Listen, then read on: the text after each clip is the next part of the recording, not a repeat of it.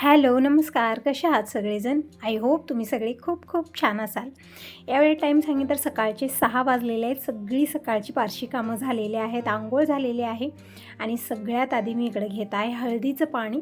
तसं तर हे पाणी पहिलं थोडंसं करवट वाटायचं अगोदर, पण आता सवय झालेली आहे, मला काही वाटत नाही आणि पित्ताचा प्रॉब्लेम पण तितका नाही आहे जेव्हापासून मी हळदीचं पाणी पित आहे तेव्हापासून. आणि इकडे संग मी चहा पण बनत ठेवलेलं आहे, म्हणजे यांचं पण आवरलेलं आहे. 6 वाजेपर्यंत सगळ्यांचं आवरतं. माझं हळदीचं पाणी पिऊन होतं, यांचं चहा पाणी होतं आणि हे गॅरेजला जातात. यांचं आवरून दिलं की मग दिवसभराची आपली धावपळ सुरूच असते.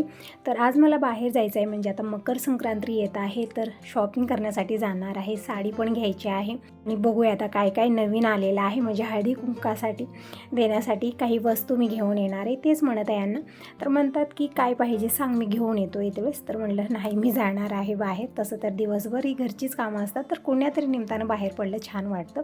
कुठल्या वस्तू कशा आहेत ते पण माहिती होतं. तर झालेलं आहे यांचं आवरून, आणि जी रात्री भांडे घासून झालेले होते सगळं पाणी हडकलेलं आहे. आता अगोदर ही भांडी सगळी रॅकला लावते आणि मगच स्वयंपाकाला सुरुवात करते. आज थोडंसं लवकरच सगळी कामं मला आवरायची आहे. जसं मी तुम्हाला म्हणलं की आज मला बाहेर जायचं आहे, तर जसं दररोज निवांत मी करत असते, आज थोडंसं फास्ट करायचं आहे. तर सगळी भांडी अगोदर रॅकला लावली, किचन पुसून घेतलं आणि इकडं पाणी पण मी अगोदर गरम करायला ठेवते. म्हणजे मावशी आलेल्या आहेत, म्हणजे तुम्ही म्हणता ना ताई सतत तुझ्या घरी पाहुणे असतात, आणि काही ताई म्हणत होत्या छान वाटतं ताई, शेअर करत जा. तर काही ताई असंही म्हणतात, काही ताई तसंही म्हणतात, त्यामुळे ना शेअर करायचं की नाही ते पण मला प्रश्न पडलेला आहे. तर मावशी आली तर आता सतत आपल्या घरी पाहुणे असतात, तुम्ही बघत असता, कधीही घरी कामं राहत नाही. एक पाहुणा गेला दुसरा येतो, दुसरा गेला तिसरा येतो. गीता गेली आणि दुसऱ्या दिवशी मावशी आलेल्या आहेत, आणि मावशी 2-4 दिवस आराम राहतात. तर इकडं मावशीला अगोदर तोंड धुवायला गरम पाणी दिलं. खूप थंडी आहे. मावशी म्हणतात की तुझ्या इथं खूप थंडी आहे, आमच्या इथं तितकं नाही आहे. म्हणजे गावाकडे कसं आहे ना, घराला घरं चिटकून आहे त्यांच्या इकडं, त्यामुळे जास्त थंडी नाही, आणि तिकडे अशी फरशी पण नसते. ही जी टाईल्स आहेत ना, यामुळे पण जास्त थंडी वाजत आहे. तेच म्हणते मावशीला मी, त्याच्यामुळे चप्पल घालून येते मावशी. आणि त्यांना मी अंथरूणच दिलेलं आहे, म्हणजे असंच फरशीवरती पाय ठेवू दिलेलं नाही आहे, कारण खूप थंडी वाजत आहे आणि एकतर त्यांच्या वयानुसार त्यांना सहन पण होत नाही. तर अगोदर गरम पाणी दिलं, नंतर चहा बनवून दिला. आणि मावशी दुधाचा चहा घेत नाही, सकाळी डिकाशन चहा पितात, तर अगोदर त्यांना डिकाशन चहा बनवून दिला. याच्यासाठी म्हणजे सगळ्यांसाठी वेगवेगळं बनलेलं आहे. पाणी पण गरम झालेले. मावशीला म्हणलं अगोदर आंघोळ करा, म्हणजे नाश्ता करतील. आज नाश्त्यामध्ये इडली बनवणार आहे.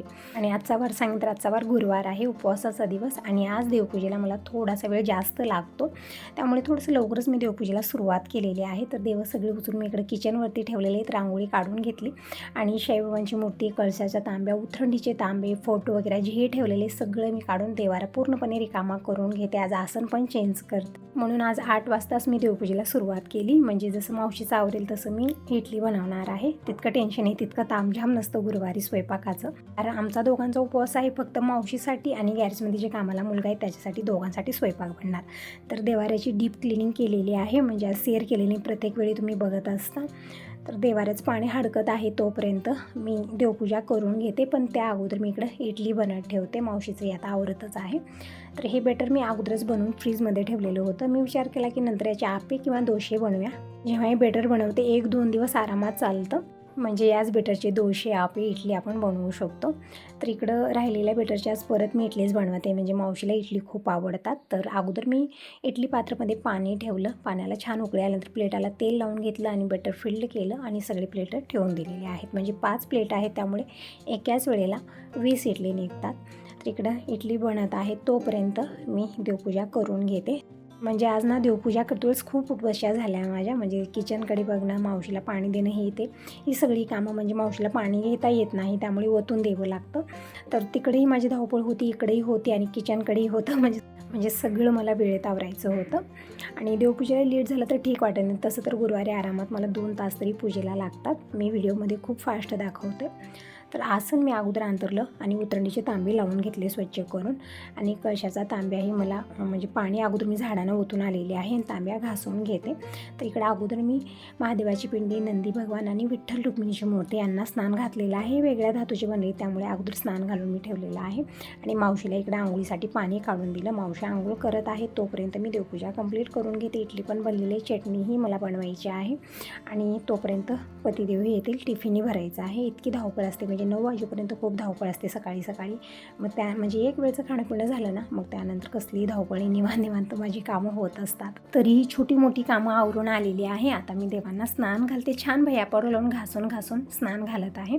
तर मी घेतलेलं इकडे छोटं ब्रश, कारण पितांबरी असो किंवा भैया पावडर खूप केमिकल असतं आणि त्यामुळे माझे हात खूप खराब होत आहेत. म्हणून मी ब्रशनं तांब्या पण आणि देवांच्या मूर्त्या पण भैया पावडरनं छान घासून स्नान घालणार आहे. थोडासा वेळ लागेल पण काही हरकत नाही, पण हात खूप खराब होत आहेत कारण केमिकल जास्त असतं याच्यामध्ये त्यामुळे. तर इकडे इडली पण बनलेली आहे. तर प्लेट सगळे काढून ठेवले थंड होण्यासाठी. जोपर्यंत की ती प्लेट सगळे थंड होत आहेत तोपर्यंत मी इकडे देवांच्या मूर्त्यांना सगळ्या भैया पावडर छान घासून स्नान घातलेलं आहे. आणि आता कॉटनच्या कपड्यानं पूर्ण पाणी पुसून घेऊया. आणि इकडं संग इकडची कामं माझी सुरू आहे. धावपळ खूप जास्त होत आहे आज, आणि मावशी पण आज जाणार आहेत त्यामुळे, आणि मला पण बाहेर जायचं आहे त्यामुळे ना सगळं मला वेळेत करायचं आहे, म्हणून थोडीशी धावपळ सुरू आहे. तर मावशी आलीत, किचनमध्ये आंघोळ वगैरे झालेली आहे आणि म्हणत आहेत आता देवांना स्नान तू घातलेला आहे, मी कॉटनच्या कपड्यानं पुसून देते, म्हणजे ही कामं करायला जमतात सोपी त्यांना, जास्त जड कामं अशी जमत नाही आहेत. तर मावशी इकडं देवांना कॉटनच्या कपड्यानं पुसत आहेत. तोपर्यंत मी दूध गरम करायला ठेवलं आणि इकडे चहा पण ठेवलेला आहे. म्हणजे आता आंघोळ झालेली आहे ना, तर मावशीला म्हटलं तुम्हीही चहा घ्या, मी पण घेते. आणि उपवासा दिवशी तसं तर 2-3 वेळा चहा बनतो, आणि थंडी पण आहे ना, थंडीमुळे थोडंसं गरम चहा घेतला अद्रकचा छान वाटतो. तर इकडे प्लेट सगळी छान थंड झालेली. तर आता इडली काढून घेते. बघू शकता एकदम मस्त आणि परफेक्ट इडली बनलेली आहे. मी अगोदरी शेअर केलेलं होतं, म्हणजे त्याच बेटरची आज परत इडली बनलेली आहेत. खूप छान सॉफ्ट अशी जाळीदार इडली बनलेली आहे. इडली काढून घेतली, आणखीन थोडंसं बेटर राहिलेलं आहे. तर म्हणलं आणखीन फक्त 2 प्लेटच होणार आहेत, तर इतकं बेटर ठेवायचं नाही आता, सगळीच इडली बनवून घेऊ. इकडे चहा पण बनला. अगोदर मी चहा घेतलं, मावशीला दिलं. तुम्ही या सगळेजण मॉर्निंगचा दुसऱ्या वेळेचा चहा घ्यायला. चहा घेऊन झाला आणि आता परत हे जे बेटर राहिलेलं आहे ना, त्याचे फक्त 2 प्लेट इथं झाले बघू शकता. बेटर फिल्ड केला आणि हे दोन्ही प्लेट मी इडली पात्रामध्ये ठेवले. हे निवांत इडली बनत राहतील तोपर्यंत मी देवांच्या मूर्त्या देवपाट्यावर विराजमान करते.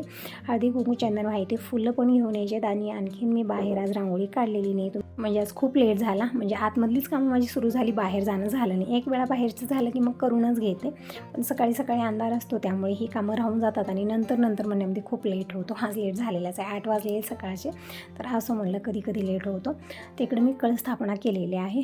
पाणी भरलं तांब्यामध्ये. नारळाला मी लक्ष्मीमातेची मूर्ती लावलेली आहे आणि मोत्याचं मकर, फुलाचा गजरा, मंगळसूत्र घातलेलं आहे. हळदी कुंकू चंदन वाहिलं. विठ्ठल रुक्मिणीची मूर्ती, महादेवाची पिंडी सगळं व्यवस्थित ठेवलेलं आहे इथं. आणि मोत्याच्या माळा विठ्ठल रुक्मिणीला वाहिलेला आहे. आणि सगळ्या देवांच्या मूर्तीला हळदी कुंकू चंदन वाहून घेते, म्हणजे देवपाट्यावरती ठेवल्यानंतर व्यवस्थित हळदी कुंकू लावता येत नाही, मूर्त्या पडतात, म्हणून मी अगोदरच लावलेलं आहे. आणि सगळ्या मूर्त्या मी देवपाट्यावर विराजमान करते. मोठ्या मूर्त्या मागलच्या साईडला, छोट्या मूर्त्या पुढच्या साईडला, अशा प्रकारे मी देवाची मांडणी करते. तर इकडं सगळ्या देवांच्या मूर्तीला हळदी कुंकू चंदन वाहून घेतलं. आता देवपाट्यावर विराजमान केलं. कासव तसं तर आपण पाण्यात ठेवतो, प्लेटात पाणी आणि पाण्यामध्ये कासव असतं, पण मी काय करते तांदळात ठेवते. म्हणजे म्हणलं जातं की तांदळात पण म्हणजे ठेवलं जातं. पाण्यात ठेवल्यानं काय होतं ना, ते पित्तळ तांब्याचे धातूचे जे भांडे असतात ना, खूप लवकर खराब होतात, काळे होतात पाण्यामुळे, म्हणून मी तांदळात ठेवलं. अन्नपूर्णा ठेवली आणि शाईबाबांच्या मूर्तीचाही अभिषेक करून घेतलं. प्रत्येक गुरुवारी शाईबाबांच्या मूर्तीचा मी अभिषेक करून घेते. आणि मूर्तीला वस्त्र, माळा, फेटा घातलेला आहे. आणि आता देवारात विराजमान करू.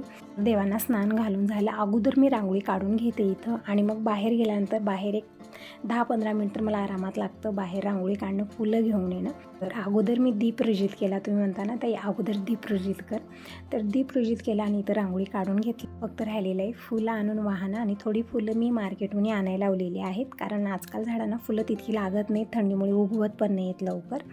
तर मावशीला मी इकडं सत्संग लावून दिलेला आहे. टी व्हीवरती कथा छान सांगतात आणि मावशीला छान वाटतं ते ऐकायला, मला पण आवडतं.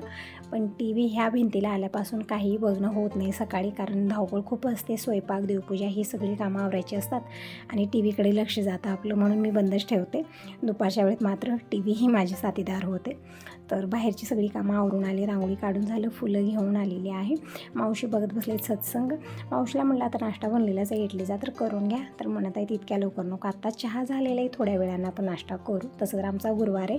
तर मावशी म्हणत आहेत साबुदाणा काहीतरी करून घे, पण आम्ही काही खात नाही, फ्रूट वगैरे घेतो दुपारी, ते सांगत आहे मावशीला. तर फुलं घेऊन आलेली, सदाफुलीच मला भेटली, दुसरी कोणची फुलं नव्हती. आणि जे मार्केटहून आणलेली ती मात्र खूप सुंदर कलरफुल फुलं आहे. स्वास्तिक आहे, झेंडूची फुलं आहेत, परत त्यामध्ये गुलाबाची पण आहेत. तर फुलं वाहिलेली आहेत. धूप लावलं घंटा वाजून देवाचे, मनोभावे दर्शन करून घेतले, तुळशीपूजन उंबरापूजन करून आलेले आहे. तर पूजा कंप्लीट झालेली आहे. आणि जे नंतर मी 2 प्लेट लावलेली होती ती पण इडली मी काढून घेतली. तर इडली बनलेली आता मी चटणी बनवत आहे इकडं. तर शेंगदाणे तळून घेतलेले, त्यामध्येच थोडंसं डाळवं टाकलं आणि छान तळून घेतलं. आणि हिरवी मिरची मी तेल टाकून भाजून घेतलेली आहे. जीही पसारा काढलेला होता संग उचललेला आहे, म्हणजे किचनवरती जास्त पसारा होतो ना, संग सगळं सामान जागेत ठेवलं ना, जास्त पसारा होत नाही. तसं तर असा काही नाश्ता बनतो ना, त्यावेळेला पसारा होतो.